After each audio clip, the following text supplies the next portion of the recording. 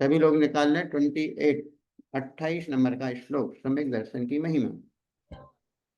सम्यक दर्शन संपन्ने मपि मातंगे मपि मातंगे देहजम देहजम सम्यक दर्शन संपन्ने मपि मातंगे देहजम देवादेवम देवादेवम विदुर्भस्मे विदुर्भस्मे गूढ़ांगा, इसको पढ़ेंगे, गूढ़ांगा रांतरौजसम रांतरौजसम सम्यक दर्शन संपन्ने मपि मातंगे देहजम देवादेवम विदुरे भस्मे विदुर्भस्मे गूढ़ांगा गूढ़ांगा रांतरौजसम रांतरौजसम। एक बार फिर से पढ़ाते हैं, आप लोग सब मिलके बोलेंगे। सम्यक दर्शन संपन्ने मपि मातंग देहजम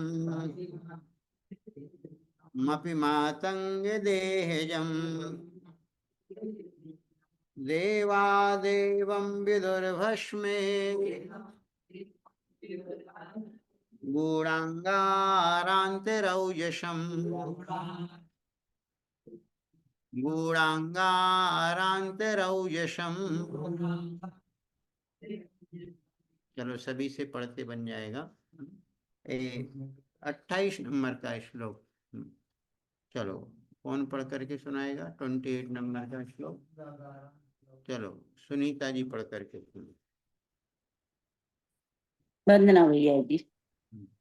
सम्यक दर्शन संपन्नम मपि मात देहजम मातंग दे मपि मातंग देहजम देवादेवं विदुर्भस्म गूढ़ांग रांत रौजम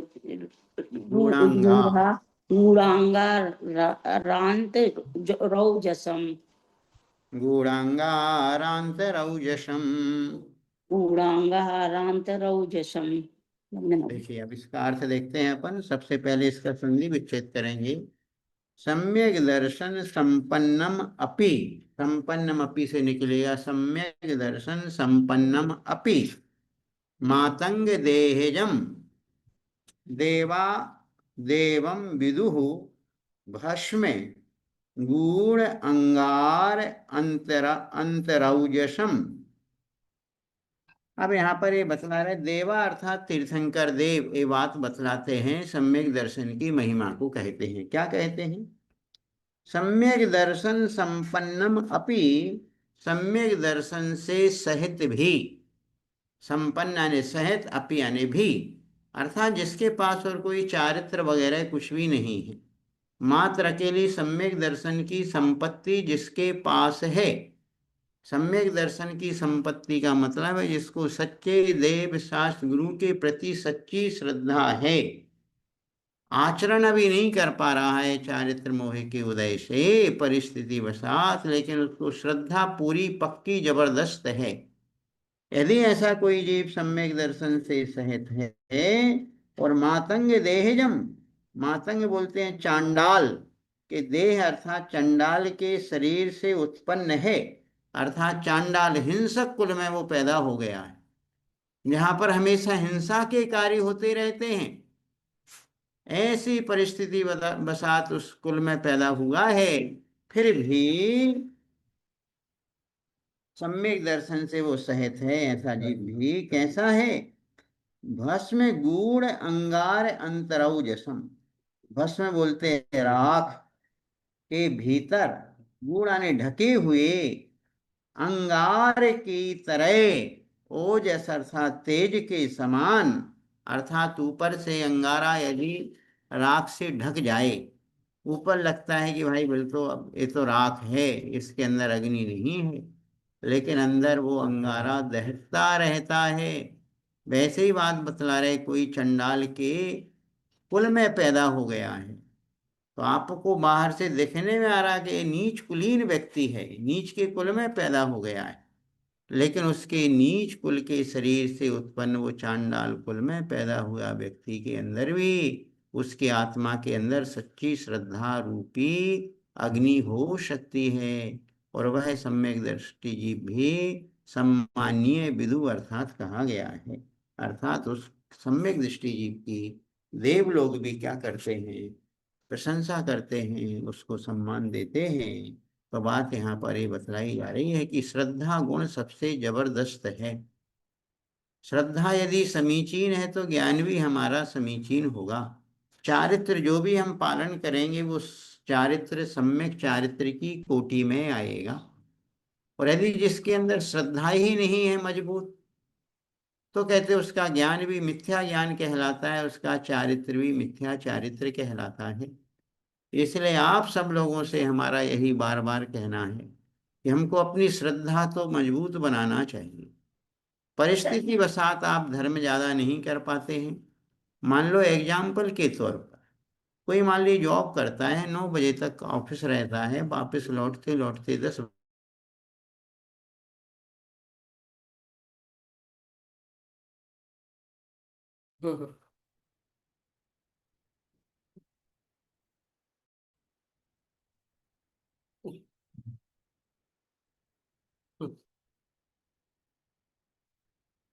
हाँ, सभी लोग सुन रहे हैं, आवाज आ रही है? जी भैया जी। हाँ, तो मैं आपको ये बतला रहा जी भैया।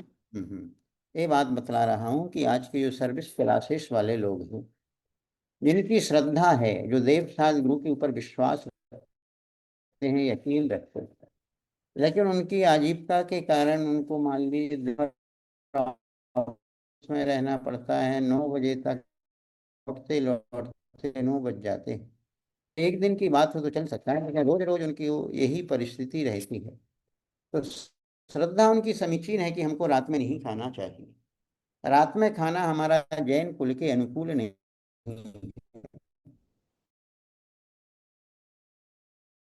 लेकिन उनको भोजन रात में करना पड़ रहा है, लेकिन उनको करना चाहिए, हमारी मजबूरी है, समस्या। सैटरडे संडे पर रहते हैं तो रात में भोजन नहीं करते, दिन में ही भोजन करते। ऑफिस से जैसे ही वापस आते हैं तुरंत सबसे पहले भोजन फिर करते हैं, बाद में अन्य दूसरे कार्यों को करते हैं। टाइम की बर्बादी नहीं करते, वो भी सच्चे श्रद्धालु जीव कहलाते हैं। लेकिन कुछ लोग ऐसे होते आलसी प्रमादी, जब कहते हमारा रात्रि भोजन का त्याग ही नहीं है। घर में उनकी घर में उनकी माँ बोलती है कि बेटा भोजन कर लो, शाम हो गई, 6 बज रहे हैं, भोजन का टाइम। कहाँ देख रहा हूँ?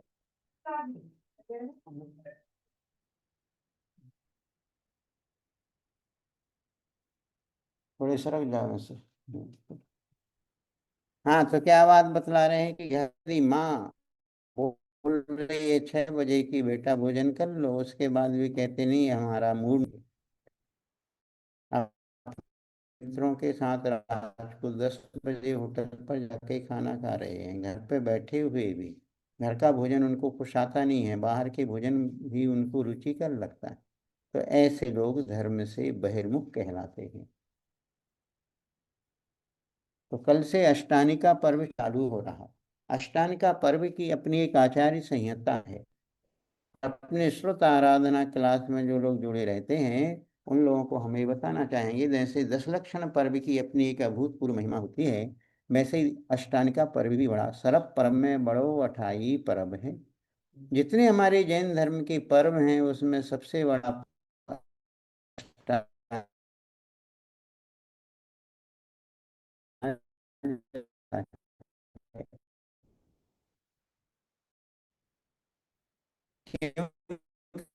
8 कर्मों के नाश करने की प्रेरणा हमको अष्टानिका पर्व में मिलती है। अष्टानिका और फाल्गुन, ऐसे 4-4 महीने के अंतराल से अष्टानी का पर्व आता है। तो दिन ए अष्टानी नंदीश्वर द्वीप है, वहां पर जाकर हम लोग 24 घंटे नहीं लग सकते, तो कम से कम इतना तो जरूर सब लोग ध्यान दें कि कुछ लोग ऐसे भी रहते हैं जो डेली ऑफिस की वजह से मंदिर नहीं जा पाते अथवा शाम को जाते हैं। उनसे हमारा ये कहना है, अष्टानी का पर्व में 8 दिन प्रयास करो कि सुबह मंदिर जरूर जाओ। मंदिर जाओ तो 10-20 मिनट का समय निकाल करके एक पूजन जरूर करो, कम से कम अष्टानिका में इतना करो। बाजार का, होटल का भोजन वगैरह नहीं करो, घर का ही भोजन करो। इन 8 दिन में यदि तुम लोगों का बने तो कोई जमीकंद वगैरह, आलू प्याज लहसुन जमीकंद वगैरह का सेवन बिल्कुल कदापि अष्टानिका पर्व में नहीं करो। उन लोगों को बताया जा रहा है जो नए लोग जुड़े हुए हैं उन लोगों को, बाकी पुराने लोग तो सब व्यवस्थित लोग हैं।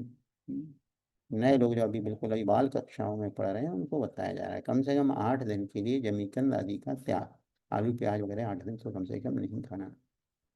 बाजार का फास्ट फूड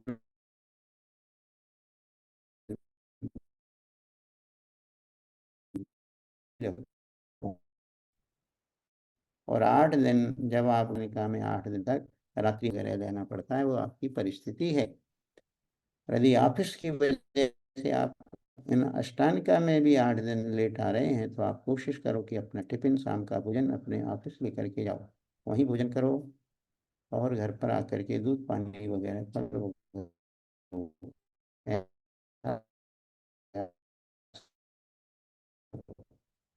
इन अष्टानिका के 8 दिनों में हम जो प्राकृत भाषा की सिद्ध भक्ति की आराधना हम प्रतिदिन कराएंगे। तो कल से सिद्ध भक्ति भी होगी, तो सिद्ध भक्ति भी आप लोग सम्मिलित होंगे। आपके सब ग्रुप ही तो के लिए आप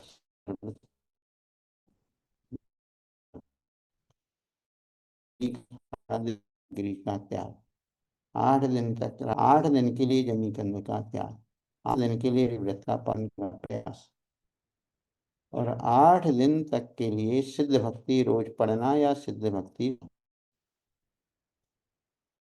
8 दिन के लिए एक माला फेरना। माला रोज हम ग्रुप पे डालते हैं, 8 दिन की 8 मालाएं अलग अलग अष्टानिका पर्व की मालाएं होंगी, तो वो माला 108 बार जाप मंत्र उसका करना। तो इतना यदि आप करते हैं तो आपका अष्टानिका अच्छे से चलेगा। मतलब देवार्थ सभी तीर्थंकर देव ये बात कहते हैं, विदुआनी कहते हैं। क्या कहते हैं? सम्यक दर्शन संपन्नम अपि, यानी सम्यक दर्शन से सहित मातंग देह माने चंडाल के शरीर से उत्पन्न हुआ, अर्थात चांडाल के कुल में, अर्थात नीच कुल में, हिंसक कुल में पैदा हुआ भी व्यक्ति यदि वो अपनी श्रद्धा सहित रखता है, सच्ची श्रद्धा रखता है, तो वह कैसा है? भस्म गूढ़ अंगार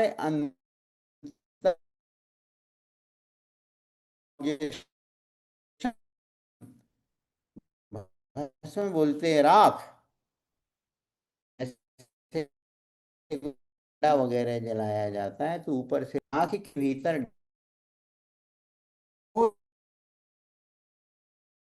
यानी तेज के समान, जैसे उसके राख नहीं समझिए तो राख है, उसको हाथ में करके चूरा करे तो उसका हाथ जल जाएगा। उसी प्रकार जिसकी आत्मा भले इस चंडाल के शरीर में भी है फिर भी इसकी समीचीन है। अब आगे 29 नंबर का श्लोक चलता है कि धर्म और अधर्म का फल क्या, धर्म की महिमा क्या है और अधर्म का दुष्फल क्या है। तो बहुत अच्छी बात बतलाई है। इंग्लिश में एक शब्द आता है GOD गॉड, और एक उसी का उल्टा कर दो तो DOG डॉग।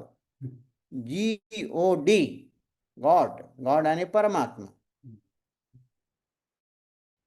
और DOG डॉग, डॉग यानी श्वान यानी कुत्ता, तो उल्टा कर दो वास्तव में धर्म के माध्यम से कुत्ता मतलब एक डॉग भी गॉड बन जाता है, स्वर्ग का देव बन जाता है, और पाप के प्रभाव से स्वर्ग का देव भी कुत्ते की निम्न पर्याय में पैदा हो जाता है। तो देखिएगा, इसको अपन पढ़ते हैं 29 नंबर का श्लोक। स्वापि देवोपि देवः श्वा जायते धर्म किल विषात जायते धर्म किल विषात स्वापि देवोपि देवः श्वा जायते धर्म किल विषात कापि नाम भवेदन्या 29 भवेदन्या संपद धर्माच, इसको लेना संपद दातक लेंगे, सा आदमा पा और दा संपद, पर दा में धा मिला हुआ है, धर्माच चातक पढ़ेंगे, धर्माच शरीरिणा स्वापि देवोपि देवा श्वा जायते धर्म किल विषाद कापि नाम भवेदन्या कापि नाम भवेदन्या संपद्धर्माच्छरीरिणाम संपद्धर्माच्छरीरिणाम। एक साथ पढ़ेंगे।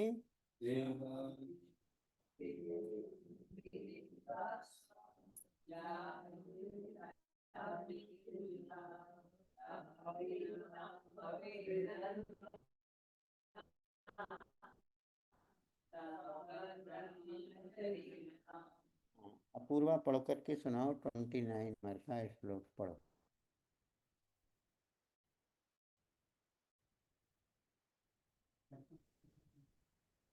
श्वापि देवोपि अपूर्वा पढ़ेंगे स्वापि देवोपि। हाँ, श्वापि देवोपि देवः श्वा जायते धर्म किल विषात् कापि नाम भवेदन्या संपद धर्माच शरीरीणाम।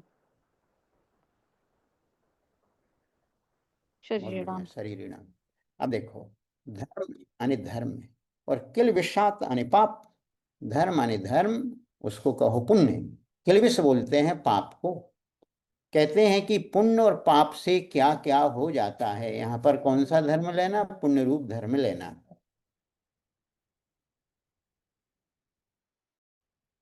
स्वापि, स्व यानी कुत्ता, अपि यानी भी, कुत्ता भी, देवोपि यानी देव बन जाता है।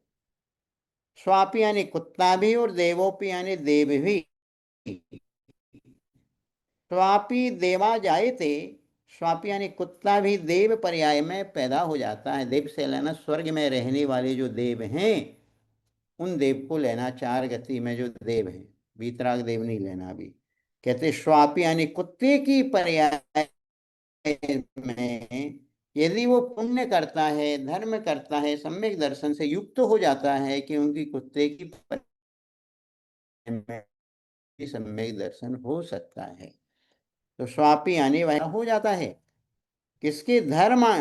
धर्म के प्रभाव से। और किल विष बोलते हैं पाप। पाप के प्रभाव से देवोपि अर्थात देव भी, जो कि स्वर्ग में रह रहा है, लेकिन यदि वो अधर्म करता है, किल विष यानी पाप करता है, मिथ्यात्व के प्रभाव से वह स्वा जायते अर्थात कुत्ता बन जाता है, कुत्ते की पर्याय में पैदा हो जाता है। समझ में आया? धर्म यानी पुण्य। पुण्य की इतनी महिमा है कि कुत्ते को मरते समय नमोकार मंत्र सुनाया जीवनधर स्वामी ने। मरणासन्न अवस्था में रास्ते से निकल के जा रहे थे, कुत्ता मर रहा था, और जीवनधर स्वामी ने मरते हुए कुत्ते को नमोकार मंत्र सुनाया। उस कुत्ते ने जीवन भर कभी कोई पुण्य का कार्य नहीं किया था,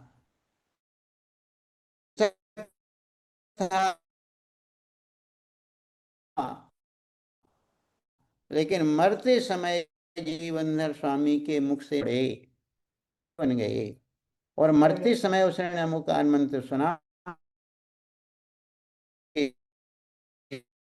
से वो स्वर्ग में बन गया। से जा रहे हो, किसी मरणासन अवस्था में कोई त्रियंच प्राणी भी पड़ा हो, मरा हुआ, कोई मरता हुआ, कोई बैल है, गाय है, कोई भी कुत्ता है, यदि मरणासन अवस्था में है, तो आप वहां खड़े होकर के उसको नमोकार मंत्र सुनाओ। नमोकार मंत्र की बरगणाओं से उसका जीवन अच्छा बन सकता है। उसका ना भी बन पाए तो तुम्हारा अच्छा जरूर बनेगा, क्योंकि तुम्हारे भाव तो बहुत अच्छे हैं किसी को धर्म सुनाने के।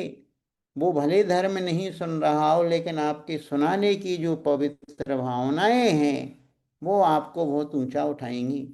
आपके परिवार में कोई वृद्ध जन है, कोई मृत्यु के करीब हैं, आपके अड़ोस में, पड़ोस में, और यदि आपको टाइम मिलता है, और टाइम अपन को ऐसे अवसर पर जरूर निकालना चाहिए, और निकाल करके उनके पास जाना चाहिए, और जाकर के धर्म की दो बातें सुनाना चाहिए। कुछ नहीं आता, ओम सुनाओ, ओम सुनाओ, नमो अरिहंताणम सुनाओ।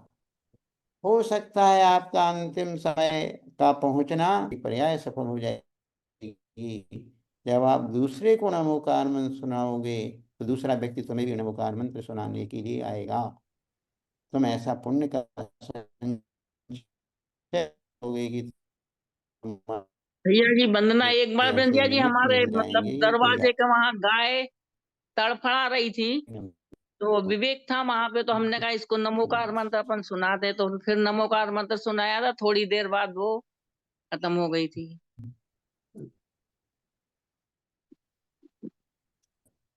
ऐसा करना चाहिए। तो ये बात बता रहे हैं, शरीर नाम अर्थात जीवों को जो शरीर करते वो शरीरी कहलाते हैं। शरीर यानी आत्मा, जीवों के।